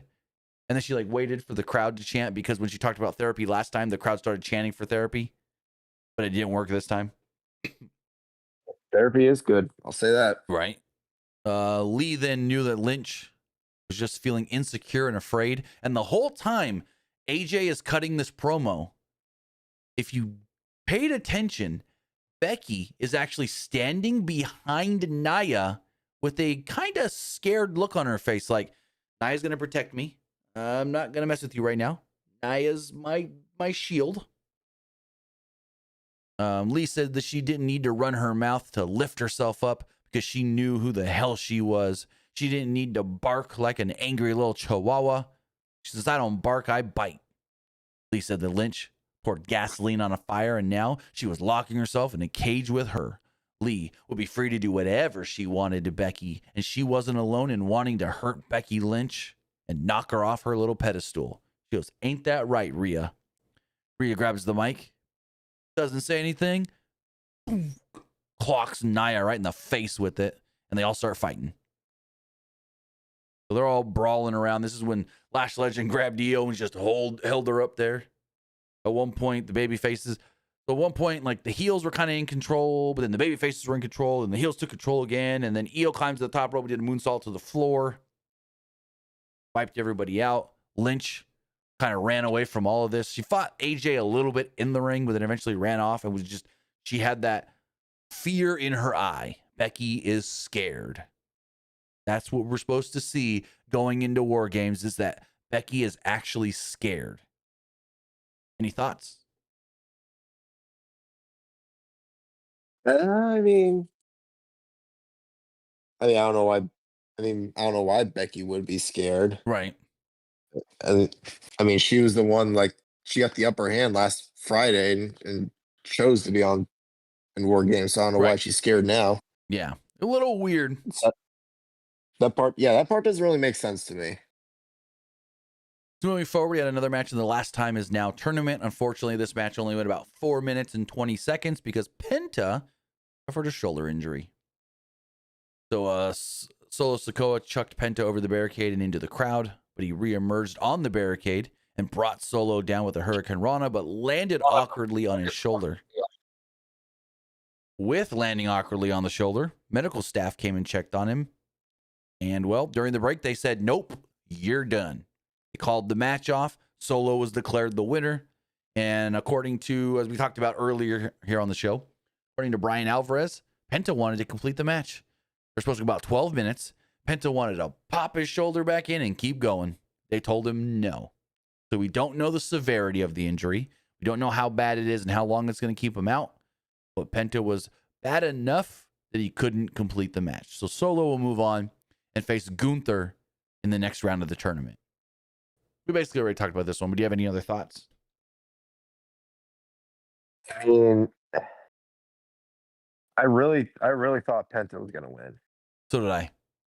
because I thought it was gonna be Penta versus Gunther because I thought that match would have been awesome. Yes, that would. Just imagine a Penta versus Gunther match. Like, did you see someone in an interview said that like Penta delivers some like pretty strong chops? Yes. I don't know who said that, but like they're saying like, yeah, Penta delivers some like strong, almost stronger chops than Gunther. Oh, crap. I can't remember who that was now. I totally remember what you're talking about. Like, I listened to that interview. But I can't remember who. So I was like, man, that match would have been just a straight chop fest. Yeah, that would have been fun. Very fun. So, what did you think of this Maxine segment backstage? Did it make her seem weak? And Say it again. I mean, it's really just her just trying to like set up her next opponent. I get But that. like, I don't know if it's like weak is the right term. If anything, it just made her seem like confused because she's like, oh yeah, I'm the champion. People want a piece of me now. But it was also like people, both Ivy Nile and Roxanne Perez stepped to her, and she had this like scared, oh, why are these people coming up on me kind of look. And this But that's I feel like that's more of her gimmick though. right, because the whole thing was she's talking to Adam Pearce. Pierce is like, hey, congratulations, you're the champion. You know, we got to figure out what's next for you. And she's like, well, you know what? I think I need to call Natty. I need to call Natty and get some more training in. And Pierce is like, that's a great idea. That's when then Ivy Nile cornered her, pushed her up against the wall, and was like, you got that title? Well, it's coming to me. It's my title. I'm coming for it. Then she turns around and boom, there's Roxanne Perez and Raquel Rodriguez, where Roxanne's laughing at her and saying, you know, that's going to be my title. I'm going to take the title from you. Pierce then shows back up. This is the thing that I thought made her feel weak. Adam Pearce had to show up, and instead of the champion telling Roxanne, you're not going to beat me for this title, I'm going to successfully defend it against you if we ever do fight for it. Pierce had to basically say, hey, leave her alone, get out of here. That's one of the two things that I felt made her seem weak.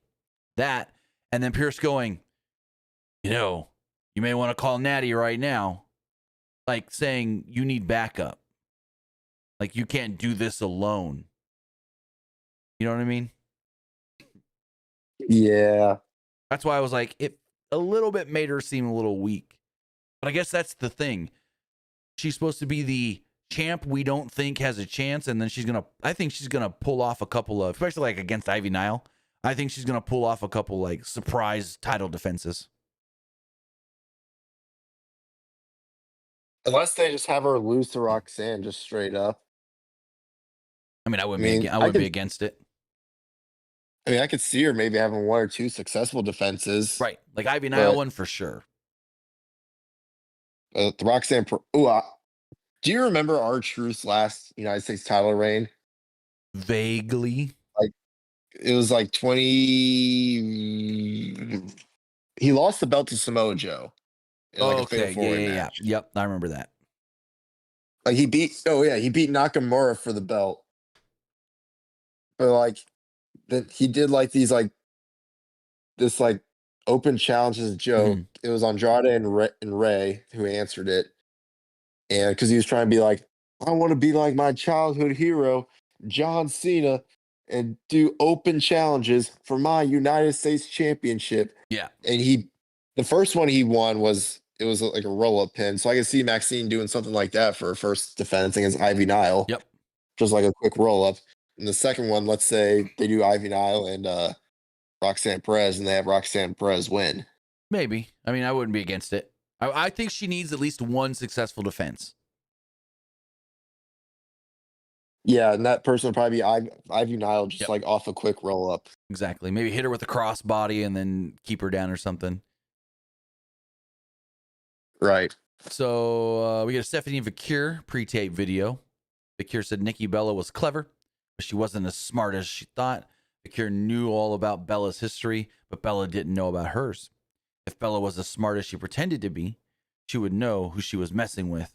Vacure stated, quote, "Are you sure you want to get in the ring with me?" They're fighting at Survivor Series. Well, speaking of Survivor Series, 4 matches have been announced for the show. John Cena will be defending the Intercontinental Championship against Dominic Mysterio. Stephanie Vacure will defend the Women's World Championship against Nikki Bella. We got the Women's War Games match. It's Rhea Ripley, Io Sky, Charlotte Flair, Alexa Bliss, and AJ Lee against the team of Nia Jax, Lash Legend, the Kabuki Warriors, and Becky Lynch. And then the Men's War Games match. It's Cody Rhodes, CM Punk, Roman Reigns, and the Usos against Braun Breaker, Bronson Reed, Logan Paul, Drew McIntyre, and Brock Lesnar. Chancellor Palpatine says Gunther was the one that said Penta has hard chops. What? Huh? Wait, hold on. Gunther said that? I don't remember it being Gunther. I can hear somebody saying Penta's got hard chops, but I don't think it was. I could be wrong. Maybe it was Gunther. Hold on. Yeah, I kind of want to look this up. I'm looking it up.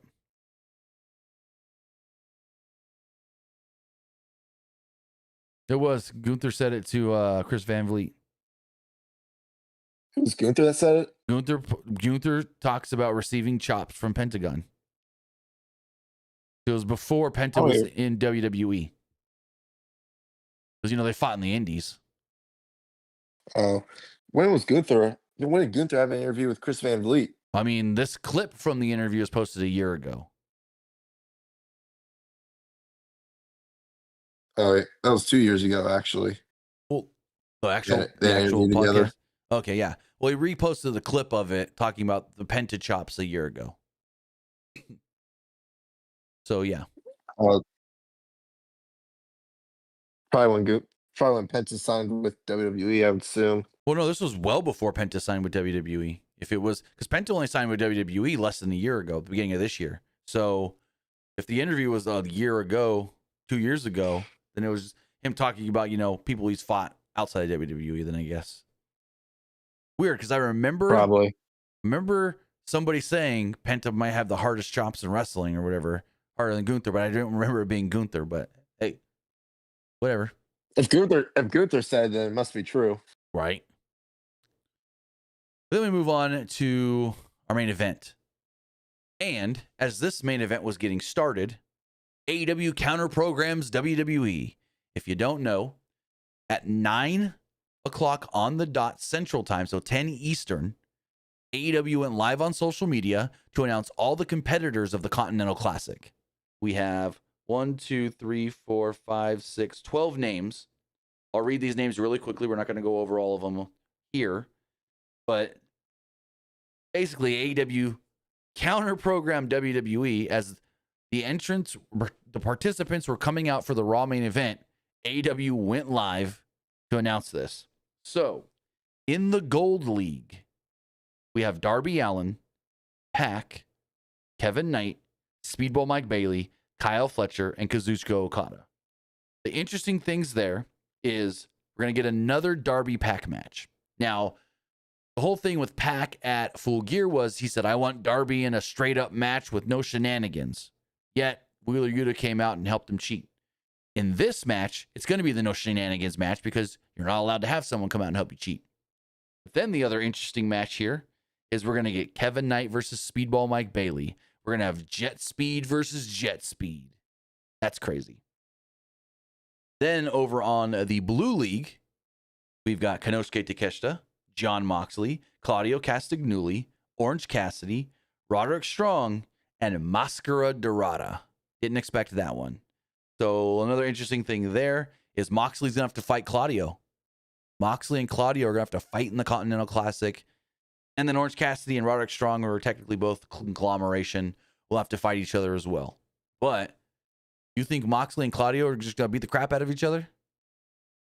Probably. I can see that being a pretty good match.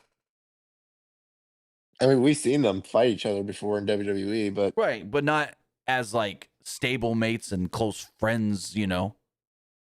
right.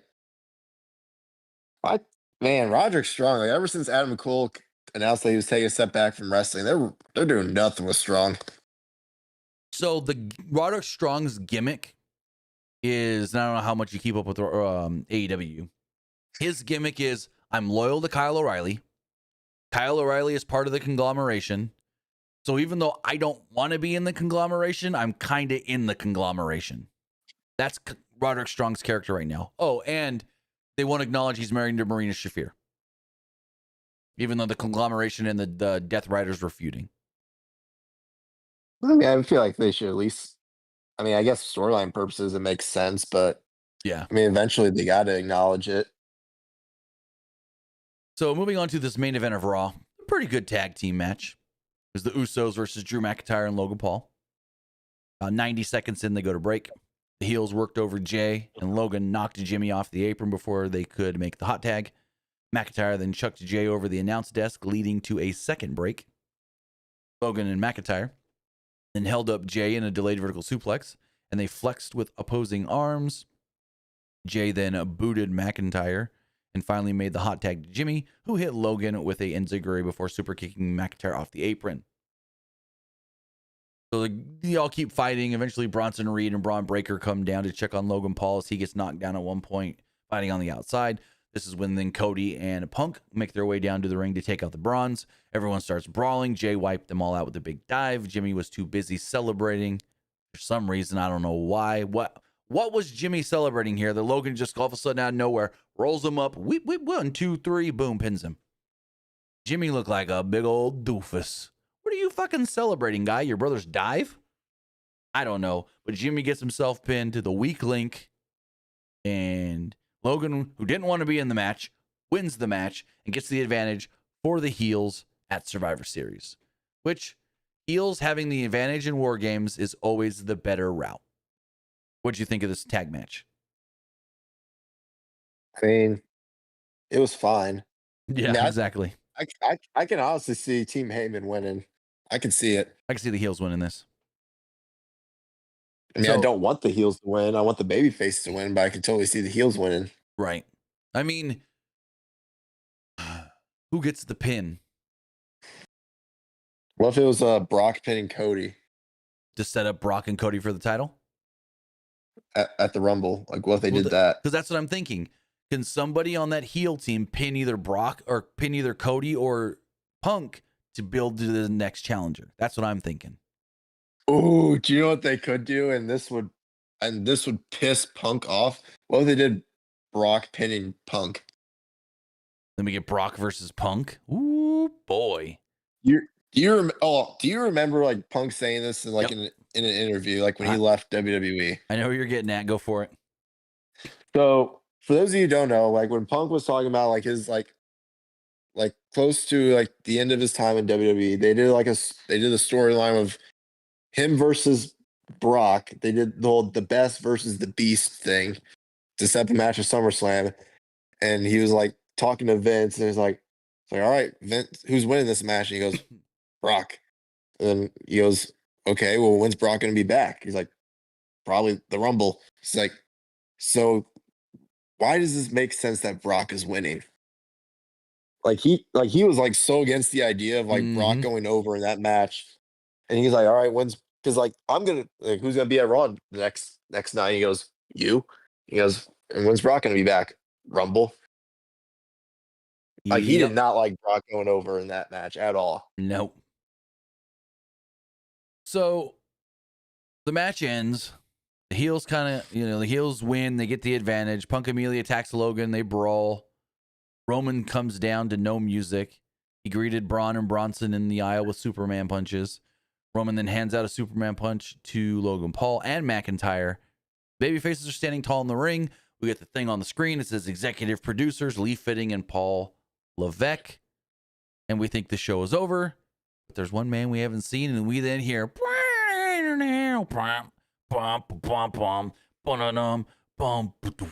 Brock comes out. He goes to do his pose, but he loses his balance and he falls right on his ass and rolls back, gets up. Then he pisses off, I don't know this for sure, but it seemed like he pissed off Braun Breaker because Braun Breaker's standing on the side of the aisleway. Brock takes his cowboy hat, puts it on Braun's head, and kind of like does a little, like the big brother to little brother, like put your hand on your head and like shake your head kind of thing. Like the, hey, little boy kind of deal. And like Braun looked a little like annoyed with that. And so Brock goes to the end of the aisle. We got Logan Paul there. We got Bronson Reed. We got Drew McIntyre. And Brock's like, huddle it in, bring it in. But Braun Breaker did not want to huddle up or bring it in. And so they like convene. They have a plan, I guess you would say. And then they jump in the ring. All these guys are fighting, and they go off the air with them brawling. That's just it. They go off the air with them brawling. Very predictable end to the show. But hey, they got Brock to show up. Yeah. What if they did? What if they're going to set up like Braun Breaker versus Brock Lesnar? Is it too soon? I mean, they keep teasing that Braun Breaker might not like Brock Lesnar. True. Well, because he thinks, he's Heyman's new toy, but Heyman's first toy is back. Yeah.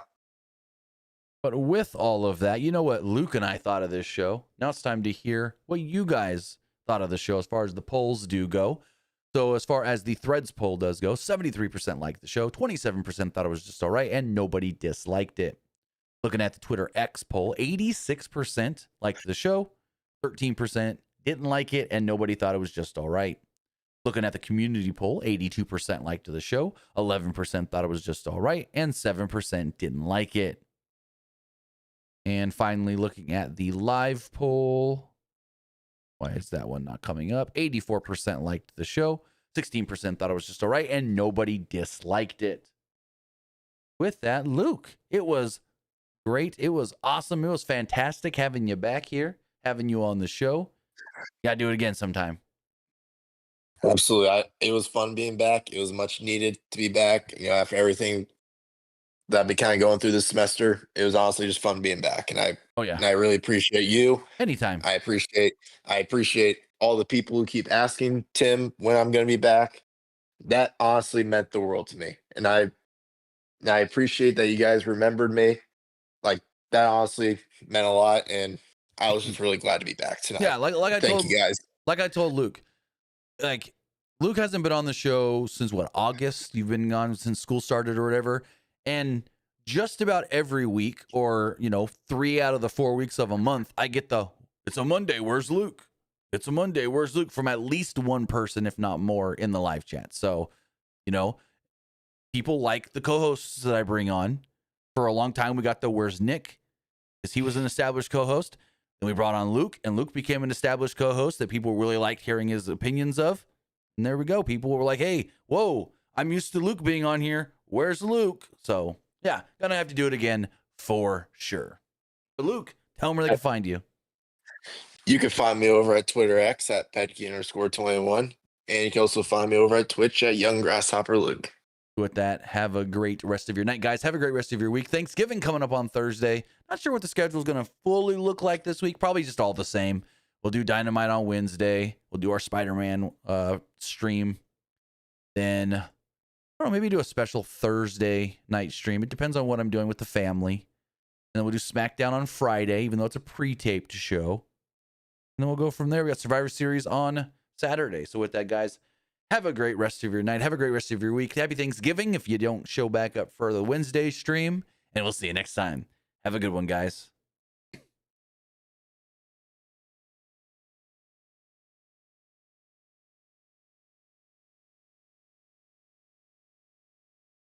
All right, real quick, if you're still watching on Twitch, we're going to hit up a raid.